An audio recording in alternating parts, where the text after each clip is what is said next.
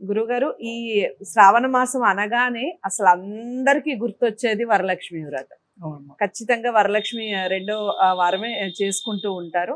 అందరూ చేసుకుంటారు. కానీ దానివల్ల వచ్చే ఫలితం ఏ విధంగా ఉంటుంది? అంతే కాకుండా ఈ మంగళగౌరి వ్రతాలు ఎవరు చేసుకోవాలి? అందరూ చేసుకోవచ్చా? దీనికి సంబంధించిన విశేషాలు ఏమిటి చెప్పండి. సంతోషమమ్మా, మంచి ప్రశ్న. గురుభ్యో నమః. అమ్మ, శ్రావణ మాసంలో చెప్పుకునేటువంటి ఒక ప్రపంచంలో ప్రాచుర్యం అనేటువంటిది ఒక అవును. మన దగ్గరే మన కాదు, దగ్గరే కాదు, మన ఊర్లోనే కాదు, ప్రపంచమంతా కూడా ప్రాచుర్యం ఉన్నటువంటి ఒక వ్రతం వరలక్ష్మి వ్రతం. వరలక్ష్మి వ్రతం. ఈ వరలక్ష్మి వ్రతం అనేటువంటిది వరాలు ఇచ్చేటువంటి ఒక లక్ష్మీదేవి. అవును. ఏం వరాలు ఇస్తుంది? మంగళగౌరి మనం కోరిక చేసుకునే ఒక వరాలు, మనం కోరుకునే ఒక వరాలు. అయితే ఈ వరలక్ష్మి వ్రతం అనేటువంటి శ్రావణ మాసంలో 2వ శుక్రవారం, పున్నమ ముందు వచ్చేటువంటి ఒక శుక్రవారం నాడు వరలక్ష్మి వ్రతం చేసుకోవడం అనేటువంటిది మనకు పరిపాటి. ఈ వరలక్ష్మి వ్రతము ఎలా చేయాలి, ఎందుకు చేసుకోవాలి? వరలక్ష్మి వ్రతం అనేటువంటి దానికి మనం శాస్త్రబద్ధంగా వెళ్ళినట్టయితే ఎవరు పడితే వాళ్ళు చేసుకోవడానికి వీల్లేదని చెప్పాడు. అందరూ చేసుకోకూడదండి. అయితే ఈనాడు అందరు చేసుకుంటున్నారు, ప్రతి ఇంట్లో వరలక్ష్మి వ్రతాలు జరుగుతూ ఉన్నాయి. ఆమె అమ్మ ఆ ఇంటి ఆమె చేస్తుంది, నేను చేస్తాను, నువ్వు చేసుకో అని చెప్పి వరలక్ష్మి వ్రతం చేస్తున్నారు. అయితే దీనికి ఒక నియమం నిష్ట చెప్పారు కారికలు. ఏంటంటే ఇప్పుడు సామాన్యంగా ఇప్పటికి కూడా మా బ్రాహ్మణ ఇళ్లలో, చాలా మంది ఇళ్లలో వివాహమైనటువంటి ఒక మొదటి సంవత్సరం శ్రావణ మాసంలో వరలక్ష్మి వ్రతం పట్టిస్తారు. ఆ నోమును ఒక పెద్ద ముత్తైదువ వచ్చి అక్కడ బ్రాహ్మణ్తో పూజ చేయించి ఆ వరలక్ష్మి వ్రతం ఎలాగో చేయించి దానికి ఉన్నటువంటి ఒక వ్రతంలో ఉన్నటువంటి ఒక కొన్ని విషయాలన్నీ కూడా చెప్పి వరలక్ష్మి వ్రతం చేయిస్తారు. ఇప్పటికి కూడా మనము ఆంధ్ర ప్రాంతానికి వెళ్ళినట్టయితే పెళ్ళైనటువంటి ఒక మొదటి సంవత్సరం బ్రాహ్మణ్ణి పిలిచి ఆ వ్రతాలన్నీ కూడా పట్టిస్తారు, చేపిస్తారు. ఇది ఒక పవిత్రమైనటువంటి ఒక వ్రతం, ఇది వరలక్ష్మి వ్రతం. ఈ వ్రతాన్ని మనం ఈనాడు అందరం చేసుకుంటున్నాం అనుకో, కానీ అలా కాకుండా వరలక్ష్మి వ్రతం అనేటువంటి చాలా ఉన్నతమైనటువంటి వ్రతం కాబట్టి దీన్ని ఒక బ్రాహ్మడి చేత కానీ, ఇంట్లో ఉన్న ఒక పెద్ద మనకు సంబంధించిన ఒక పెద్ద ముత్తైదువ చేత కానీ దాన్ని ఉపదేశంగా తీసుకోవడం. అమ్మ నువ్వు చేసుకో, ఈ విధంగా చేసుకో తల్లి అని చెప్పి చెప్పించుకోవడం. సామాన్యంగా అందరి ఇళ్ళల్లో ఉండకపోవచ్చు, పెద్ద ముత్త తెలియకపోవచ్చు. దగ్గర ఉన్నటువంటి ఒక దేవాలయంలో ఉన్న బ్రాహ్మణుల దగ్గరికి, వాళ్ళ దగ్గరికి వెళ్ళి ఎలా చేసుకోవాలి ఏంటి అతని ద్వారా కొన్ని 2 విషయాలు ఆ లక్ష్మీ మంత్రాన్ని ఉపదేశం తీసుకొని, అంటే బీజాక్షర సంపుటీకరణ మంత్రాన్ని ఎవరు చెప్పరు, అది చెప్పడానికి చాలా ఇబ్బంది అవుతుంది. కాబట్టి కొన్ని ముఖ్యమైన ఒక 2-3 మంత్రాలు ఉంటాయి. ఆ మంత్రాలు బ్రాహ్మడి ద్వారా ముఖ ద్వారా మనం విని ఆ తర్వాత మనం వరలక్ష్మి వ్రతం చేసుకోవాలి. కాకపోతే ఈనాడు ఒక ప్రాచుర్యంలో వచ్చింది వరలక్ష్మి వ్రతాన్ని మనం అందరం చేసుకుంటూనే ఉన్నాం. చేసుకోవచ్చు, అందులో కూడా తప్పులేదు, అది కూడా పుణ్యమే, పాపం అనేటువంటిది ఏం కాదు. ఎలా చేసుకున్నా పుణ్యమే, భగవన్నామ స్మరణ. కాబట్టి ఈ వరలక్ష్మి వ్రతం అనేటువంటి చేసుకునేటప్పుడు సామాన్యంగా ఆడవాళ్ళు ఎక్కువ చేసుకుంటుంటారు, ఆడవాళ్ళు ఉంటారు. అయితే శాస్త్రంలో మాత్రం దంపతులు ఇద్దరు కూర్చోవాలి. ఏ వ్రతానికైనా దంపతులు ఇద్దరు కూర్చొని చేసుకోవాలి. ఈ వరలక్ష్మి వ్రతం కూడా దంపతులు ఇద్దరు కూర్చోవడము లేదా ఆడవాళ్ళు కూర్చొని చేసుకోవడము, మంచిగా హాయిగా అలంకారం చేసుకొని, పట్టు చీరలు కట్టుకొని అలంకారం చేసుకొని ఆ వ్రతం దగ్గర ఎక్కడైతే వ్రతం చేసుకుంటున్నారో ఆ వ్రతం మీద ఒక బట్ట పరిచి స్టండిలం అంటారు, దాని మీద వచ్చేసి లక్ష్మి ఒక కలశంలో నీళ్లు పోసి కానీ లేదా గోధుమలు బియ్యము ఏవో పోసి దాని మీద అమ్మవారి యొక్క శిరస్సును లాంటి అలంకారం చేసి ఒక లక్ష్మీదేవి వచ్చి అక్కడ కూర్చుందా అన్నట్టుగా దాన్ని ఇక్కడ సిద్ధం చేస్తారు. కొందరు కొబ్బరి కలుపుతారు, కొందరు వెండిది ముఖాలు దొరుకుతున్నాయి ఈనాడు. ఆనాడంటే మా కన్నులకు పసుపుతో అమ్మ ఒక టెంకాయకు కొబ్బరికాయకు పసుపుతోనే అమ్మవారి యొక్క అన్ని రూపురేఖలన్నీ దిబ్బి పెట్టి మంచిగా కలశానికి చీరనంతా అలంకారం చేసి పెట్టి అక్కడ దీపారాధనలు చేసి మామూలుగా గణపతి పూజ ఇవన్నీ చేసుకున్న తర్వాత మనకు తోచినట్టుగా వరలక్ష్మి వ్రతం యొక్క పుస్తకం దొరుకుతుంది. ఆ వరలక్ష్మి వ్రతాన్ని చదువుకోవడము, చేసిన తర్వాత ప్రదక్షిణాలు చేయాలి. అయితే ఎంత భక్తితో చేస్తే అంత పుణ్యం. ఏదో చేస్తున్నామో ఆ అమ్మాయి చేసింది నేను చేస్తాను, వానిలో చేస్తున్నాను నేను చేస్తున్నాను, వారు వెండి ముఖం పెట్టారు నేను బంగారి ముఖం పెడతాను అనేటటువంటి ఒక ఉద్దేశం కాదు. ఆడంబరాలు అవసరం లేదు భగవంతుని యొక్క పూజకు. మన గీతలో చెప్పాడు, పత్రం పుష్పం ఫలంతోయం అన్నాడు. నీకు శక్తి ఉన్నంత వరకే చేయలేని ఆయన, పక్కవాడిని చూసి నువ్వు కన్ను పరుచుకోకన్నాడు. అందు గురించి మనకు శక్తి ఉన్నట్టుగా భక్తి భావనతో చేయాలి. నిష్కామ కర్మ చేయాలి, భగవంతునికి నిష్కల్మషంగా చేయాలి. నిష్కామ కర్మ మనలో ఉండబడి ఉండక మన కష్టాలు భగవంతుడికి తెలవవా? మనలో ఉన్న కోరికలు భగవంతునికి తెలియవా? సర్వాంతర్యామి. మనం చెప్పుకోవాలా, అయ్యా నాకు డబ్బు లేదు, అయ్యా నాకు ఇల్లు లేదు, నాకు సంతానం లేదు, నేను భగవంతుడికి చెప్పుకోవాలా? దీన్ని నిష్కామ కర్మ, నిష్కల్మషమైన కర్మ. మనసులో ఎలాంటి భావన లేకుండా నీవే తప్ప ఇతపరంబరగా సంరక్షింపకే భద్రాత్మక అంటాడు గజేంద్ర మోక్షంలో. నీవు తప్ప నాకు ఇంకెవరూ లేరు. సోహం భావేన పూరేయత్ అంటాడు. నువ్వే నేను, నేనే నువ్వుగా ఈ భగవంతుని యొక్క పూజ చేయాలి. అంతేగాని పక్కవారు చేశారని చెప్పి నేను చేస్తాను, నేను చేశా అని చెప్పి ఇంకో ఆమె చేస్తుందని ఒక సమస్య కాదు. నిష్కల్మషంగా మంచిగా ఎలాంటి ఒక ఇది లేకుండా నిరాడంబరంగా మనకున్న దాంట్లో కొత్త మామూలు చీర కట్టుకోండి, భగవంతుడు వద్దని లేదు. పట్టు చీర కానీ మొగన్ని బాధ పెట్టి పట్టు చీరనే 10,000 రూపాయలు పట్టు చీరనే తెచ్చి కట్టుకొని వరలక్ష్మి వ్రతం చేయాలని లేదు. వరలక్ష్మి వ్రతం బంగారం కొనుక్కొని బంగారు నగలి దిగేసుకోవాలని లేదు. మనకున్న దాంట్లో చేసుకోవచ్చు. భక్తి ముఖ్యం. ఈ భక్తితో స్తండలం పెట్టి స్తండల మీద కలశం పెట్టి కలశం మీద అమ్మవారి యొక్క రూపురేఖలు పెట్టి చేసుకుని ఆ వరలక్ష్మి వ్రతాన్ని చదువుకోవాలి. అయితే ప్రతి దానికి కూడా కంకణ ధారణ ఉంది. వరలక్ష్మి వ్రతానికి కూడా కంకణ ధారణ ఉంది. దాన్ని 3 పోగులు, 5 సామాన్యంగా 5 పోగులు కానీ 9 పోగులు కానీ దారంతో కంకణ రక్షాబంధనం చేసి ఆ వరలక్ష్మి దగ్గర పెట్టి దాన్ని పూజ చేసి చేస్తారు. ఇది చేసిన తర్వాత అమ్మవారికి ప్రదక్షిణాలు. చారుమతీదేవి మంచిగా తన భర్త కష్టాలలో ఉన్నప్పుడు, తన అత్తగారు కష్టాలలో ఉన్నప్పుడు, చాలా ఇబ్బందికరంగా ఉన్నప్పుడు చారుమతీదేవికి వేరే ఒక ముత్తైదువ ఈ వ్రతాన్ని చేయమని చెప్పి ఉపదేశం ఇచ్చినప్పుడు ఆమె వ్రతం చేసి మంచి భక్తితో వ్రతం చేసి ఒక్కొక్క ప్రదక్షిణం చేస్తూ ఉంటే ఒక్కొక్క సంపద వచ్చింది అమ్మవారు చారుమతీదేవికి. అలా భక్తితో చేయాలి. ఒక్కొక్క ప్రదక్షిణం చేసినప్పుడు రాజ్యాలు వచ్చినాయి, ఒక ప్రదక్షిణం చేసినప్పుడు సంపద వచ్చింది, ఒక ప్రదక్షిణం చేసినప్పుడు ఆయురారోగ్యాలు సమకూడినాయి, సమస్త సంపదలు కొడుకున్నాయి. ఇలా అలాంటి భక్తి చేత పూజ చేయాలి. ప్రదక్షిణాలు ముఖ్యం. ఏదో ప్రదక్షిణ మన గురు గురు గురు గురు అని చెప్పి అక్కడే ప్రదక్షిణాలు చేసి నేను ప్రదక్షిణాలు చేసిన అన్నట్టు కాకుండా భక్తి భావన చేత ఏదైతే వరలక్ష్మి వ్రతం చేసుకుంటామో తప్పకుండా ఒకవేళ గురువు ఉపదేశం ఉంటే ఉండొచ్చు, లేకపోతే లేవచ్చు. అందరికి గురువులు దొరకరు, అందరు గురువులు కూడా ఇచ్చేవాళ్ళు కాదు. ఇచ్చే గురువులు కూడా ఎలాంటి గురువులో కూడా మనకు తెలియదు ఈ కాలంలో. ఇది కలియుగం కాబట్టి గురువు లేకున్నా పర్వాలేదు. ఆ వ్రతాన్ని భక్తి శ్రద్ధలతో చేసుకుంటే ఆమె నీకు సమస్త సంపదలు ఇస్తుంది. వరలక్ష్మి వ్రతం వల్ల సంతానం అవుతుంది అని కూడా శాస్త్రాలు చెప్తున్నాయి. ఈ వరలక్ష్మి వ్రతం వల్ల ఆయురారోగ్యాలు సమకూరుతాయి, సంపద వస్తుంది, భర్త యొక్క క్షేమం జరుగుతుంది. మెయిన్ ముఖ్యమైనటువంటి భర్త యొక్క క్షేమం గురించి వరలక్ష్మి వ్రతం చేసుకోవడం. అతను ఆరోగ్యంగానే ఉంటాయి కదా. మన సౌమంగళితం ఉండాలంటే చీరలు ఈ నగలు అన్ని అక్కడికే కదా. అందుగురించి భర్త యొక్క క్షేమాన్ని కోరుకుని మన ఇంటి క్షేమాన్ని కోరుకుని వరలక్ష్మి వ్రతాన్ని చేసుకోవడం. ఈ వరలక్ష్మి వ్రతం చేసిన తర్వాత బంధువులను పేరెంటాలను పిలుచుకొని వాళ్ళకు భోజనాలు పెట్టడము, తాంబూలాలు ఇచ్చుకోవడము, ఎవరి శక్త్యానుసారంగా వాళ్ళు చేసుకోవాలి. కానీ ఆడంబరానికి పోయి అప్పులు చేసుకుని బాధపడకూడదు. మనకు ఎంతవరకు ఉందో అంతవరకే మనం దానికి అంతవరకు చేసుకోవడంలో వరలక్ష్మి వ్రతం చాలా మంచి వ్రతం. చాలా సంతోషంగా మంచిగా చేసుకోవచ్చు. ఈ వరలక్ష్మి వ్రతం అందరూ కూడా చేసుకోవచ్చు. ఉపదేశం ఉన్న వాళ్ళు జపాలు చేసుకుంటారు, తపాలు చేసుకుంటారు. మనకు ఉపదేశం లేదు కాబట్టి ఆ వరలక్ష్మి వ్రతం యొక్క చరిత్ర చదువుకొని పక్కకు సెల్ ఫోన్లు పెట్టుకొని చరిత్ర చదువుకుంటూ మధ్యనే ఫోన్ రాగానే చరిత్ర ఆపేసి ఫోన్తో మాట్లాడతాము, నేను చేస్తున్నాను నువ్వు చేస్తున్నావు అని ఫోన్ అలాంటివి లేకుండా ఈ సెల్ ఫోన్లు ఏవైతే ఉన్నాయో అవి దూరంగా పారవేసి అంతవరకు ఆ ఫోన్లు ముట్టుకోకుండా భక్తి భావనతో చేసుకున్నట్టయితే ఆ అమ్మవారు తప్పకుండా దయదలిచి ఆ లక్ష్మీదేవి, ఆమె లక్ష్మీదేవి అంటే ఎవరు? మాయాదేవి. ఆమె నుంచే తక్కిన వాళ్ళంతా కూడా జన్మించారు.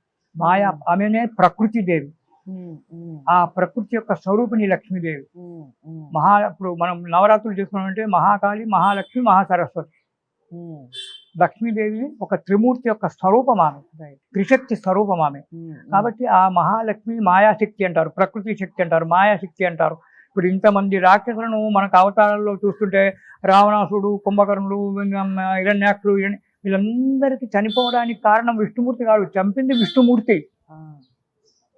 విష్ణుమూర్తి. అతనిలో శక్తి సమకూర్చింది లక్ష్మీదేవి. ఆ ప్రకృతి యొక్క శక్తి వల్ల అతను చంపాడు కానీ ఆమె యొక్క శక్తి లేకపోతే లేడు. అందుకే ప్రకృతి సృష్టికి ముందు ఆదిశక్తి అయి జన్మించినటువంటి ఒక ఆదిశక్తి స్వరూపిణి లక్ష్మీదేవి. అలాంటి లక్ష్మీదేవి యొక్క పూజ చేసుకోవడము మనకు చాలా మంచిది. అన్ని రకాలుగా మనకు కామ్య పదాలు కోరికలన్నీ కూడా నెరవేరి సుఖజీవనం చేస్తూ ఉంటాం తల్లి. ఇది ఇక వరలక్ష్మి వ్రతం గురించి చాలా చక్కగా వివరించారు గురువు గారు. మంగళగౌరి వ్రతం, ఈ మంగళగౌరి వ్రతము ఓన్లీ పెళ్ళైన కొత్తలోనే చేసుకునే వ్రతమా లేదా ఎవరైనా చేసుకోవచ్చు అంటారు? లేదమ్మా, మంగళగౌరి వ్రతం అనేటువంటిది పెళ్లిలో సామాన్యంగా గౌరీ పూజ చేపిస్తారు. పెళ్లి కూతురు మంటపంలోకి వెళ్లే ముందుగానే బ్రాహ్మడు అక్కడ గౌరీ పూజ చేయిస్తారు. అదే మంగళగౌరి. గౌరీ పూజ చేసిన తర్వాతనే అక్కడి నుంచి అమ్మాయిని తీసుకెళ్లి పందిట్లో కూర్చుండబెడతాం, వివాహం చేస్తాం. ఇదే మంగళగౌరి. ఈ మంగళగౌరి వ్రతం అనేటువంటిది అది మనం తీసి దాచిపెట్టుకోవాలి. వాళ్ళు మనం అప్పగింతలప్పుడు కూడా అది ఇచ్చేస్తారు. ఆ మంగళగౌరి మా ఇండ్లలో అయితే బాక్స్లో పెట్టి ఇచ్చేస్తారు, బెరితే బుట్టలో ఇస్తారు సామాన్యంగా. ఇప్పుడు బాక్సులు తయారైన స్టీల్ పెట్టెలు, బంగారు పెట్టెలు, వెండి పెట్టెలు ఇస్తున్నారు. కానీ వెనుకటికి పూర్వకాలంలో ఒక వెలితది వెదురు బొంగు వెదురు పాలతో చేసినటువంటి ఒక బుట్టలో పెట్టి దాన్ని ఇచ్చేవారు. అది తీసుకొచ్చుకొని ఇంట్లో పెట్టుకొని శ్రావణ మాసం ప్రారంభంగానే మొదటి వారం రోజు, అయితే ఆషాఢ మాసంలో మొదటి పెళ్లి కూతురు పుట్టింట్లో ఉంటుంది, నెల రోజులు పుట్టింట్లో ఉంటుంది. శ్రావణ మాసం మొదటి మంగళవారం వచ్చేటప్పటికి అత్తగారు పిల్లగాని తల్లిదండ్రి ఈ అత్తగారు అమ్మాయి అత్తగారు బట్టలు తీసుకెళ్తారు. పుట్టింటికి తీసుకెళ్తారు, వాళ్ళ పుట్టింటికి. అమ్మాయికి చీర, జాకెట్ పడ, బ్లౌజ్ పీసులు ఉన్నవాళ్ళు ఆ తల్లిదండ్రికి కూడా బట్టలు తీసుకెళ్తారు. తీసుకెళ్ళి అక్కడ బట్టలు పెట్టి అమ్మాయికి బట్టలు చీరలు, ఆ తల్లిదండ్రికి కూడా బట్టలు పెట్టారు. పెట్టిన తర్వాత అక్కడ మంగళగౌరి వ్రతం మొదటి మంగళవారం పుట్టింట్లో చేయిస్తారు. అంటే ఈ బట్టలన్నీ తీసుకొని అత్తగారు పెట్టినటువంటి ఒక చీర కట్టుకొని అక్కడ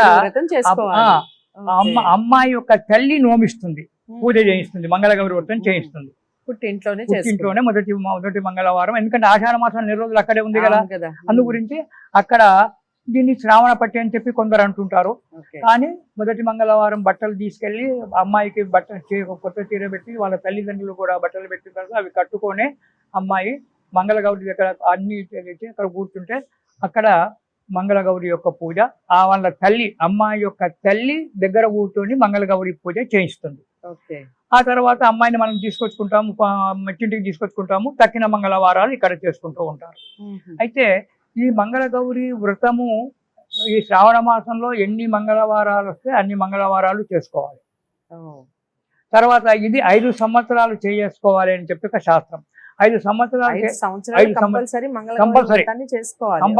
5 సంవత్సరాలు.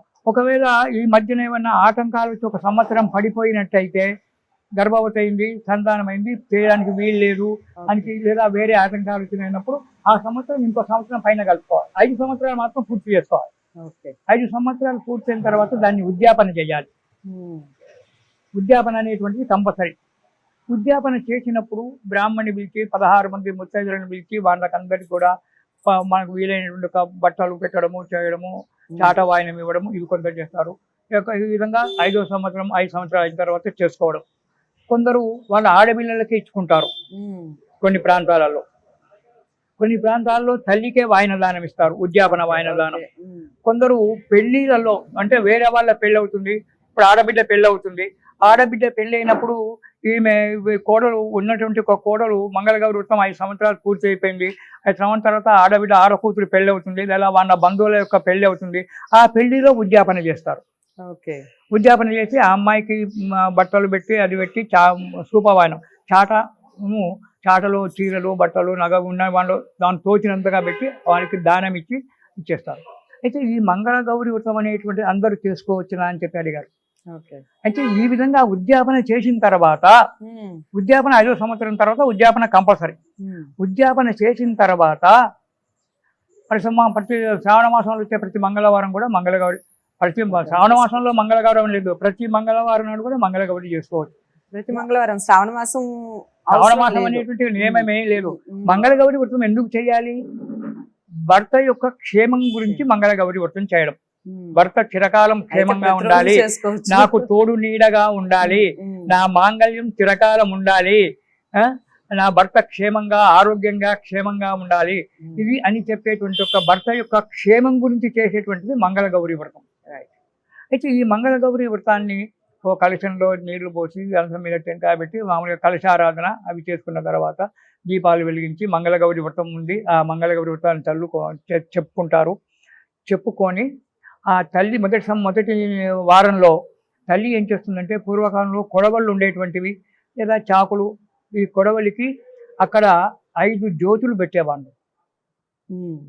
గోధుమ పిండితో కానీ బియ్యం పిండితో కానీ జ్యోతులు చేసి వాటిల్లో నెయ్యి వేసి 5 జ్యోతులు దీపాలు పెట్టేవారు.